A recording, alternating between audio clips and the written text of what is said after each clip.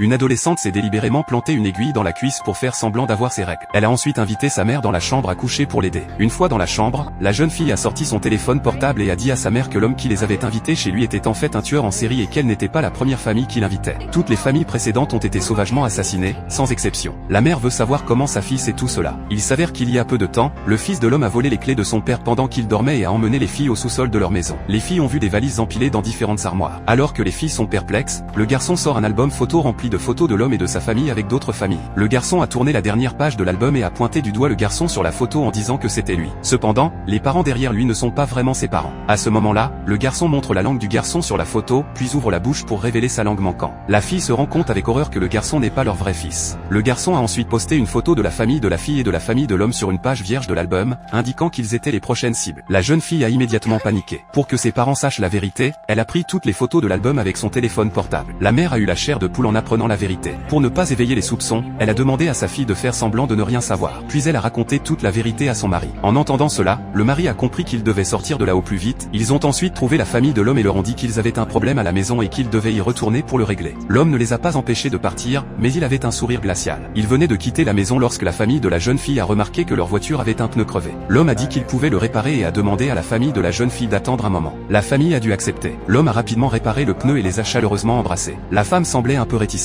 mais son mari lui a dit d'attendre encore un peu, sinon il risquait de ne pas pouvoir partir. Le garçon a serré la fille dans ses bras, puis ils sont montés dans la voiture et se sont dirigés lentement vers la sortie. Alors qu'ils étaient sur le point de partir, la jeune fille a été témoin d'une scène horrible. Le garçon a été jeté sans ménagement dans le